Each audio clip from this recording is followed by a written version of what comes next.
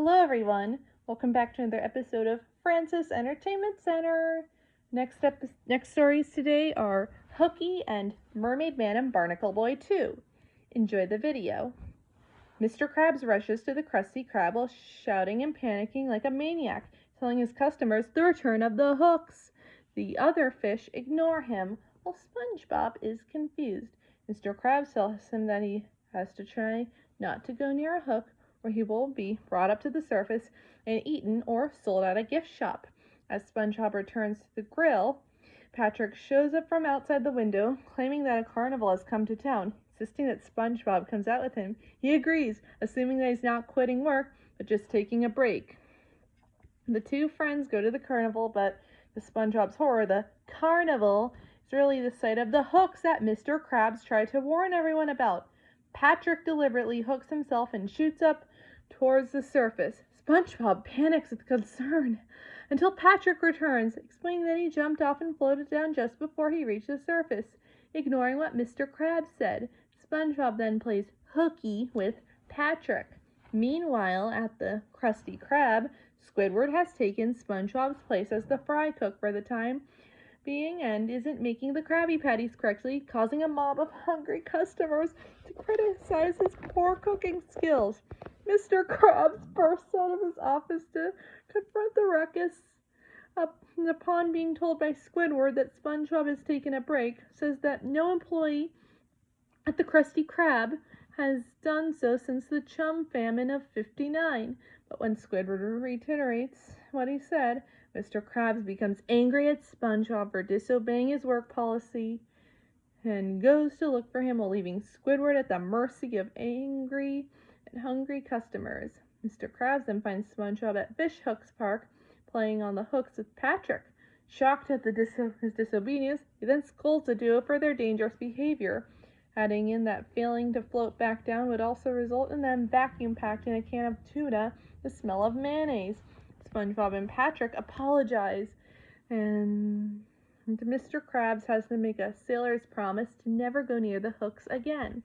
The next day, SpongeBob is heading off to work and keeps his promise about not playing on the hooks, until Patrick appears and pressures him to ignore Mr. Krabs and play on them anyway. As much as he tempted, SpongeBob refuses, knowing what consequences pursue him should he break his promise. Eventually, though, seeing a hook in the middle of the street, ceases his resistance and then starts playing on it. Unfortunately for him, this time he is unable to get it off of it, as the hook is attached very tightly to his pants and runs to the Krusty Krab, panicking. At the Krusty Krabs, Mr. Krabs has brought water to Pearl and her friends who are visiting. When SpongeBob goes to confront him outside the restaurant to tell him about his current predicament, Mr. Krabs tries to confirm whether SpongeBob broke his promise and continued playing on the hooks anyway, with the latter trying to hide the hook in his pants from view until he finally admits doing so. SpongeBob asks Mr. Krabs if there is any way for him to get free. Mr. Krabs tells him that there was only one solution: take his pants off in front of the girls. Seeing that there is no other way out, SpongeBob reluctantly takes off his pants, revealing that the hook not only got his pants, but his underwear as well.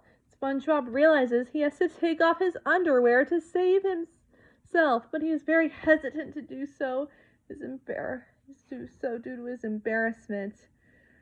As he's about to be reeled in, the fisherman, he hangs onto the clam pole as a self-restraint method before the hook tears off the underwear, sending SpongeBob flying onto the Krusty Krab doors naked. With Pearl and her friends laughing at him, SpongeBob runs back to his house, horrified and humiliated. Squidward returns to the Krusty Krab with a fishing pole and SpongeBob's underwear, indicating that Mr. Krabs, Squidward, and Pearl got together to teach SpongeBob a lesson about hooks, and Mr. Krabs has seen that SpongeBob will never play with them again. Patrick is dropped off at his house by the bus, trapped inside a tuna can, asking if somebody has a can opener to free him out of there. One Saturday morning, SpongeBob is watching his favorite show, The Adventures of Mermaid Man and Barnacle Boy, while eating Mermaid Man and Barnacle Boy flakes. He's entered a competition and is listening to see if he won the mystery prize. The announcer pronounces the winner as Spring Boob Squarepin for his life-size Krabby Patty mannequins of Mermaid Man and Barnacle Boy. SpongeBob calls out that Spring Boob stole his idea before the announcer announces that he's made a slight error in pronunciation and that the real winner is indeed SpongeBob SquarePants.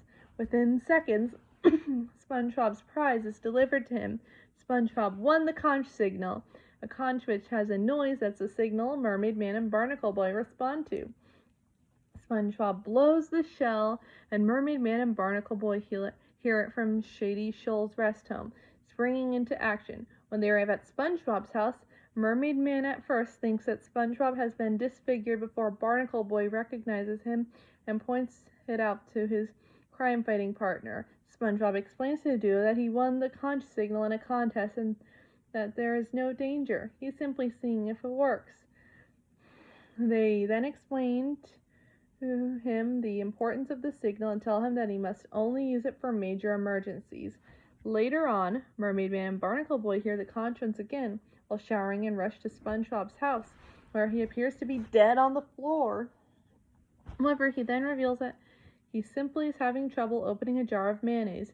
Barnacle Boy is annoyed by this, but Mermaid Man reminds him that emergencies do not come around as often as they used to, tells SpongeBob that he can blow the conch every once in a while. However, SpongeBob ends up constantly telling Mermaid Man and Barnacle Boy to help him with normal everyday tasks.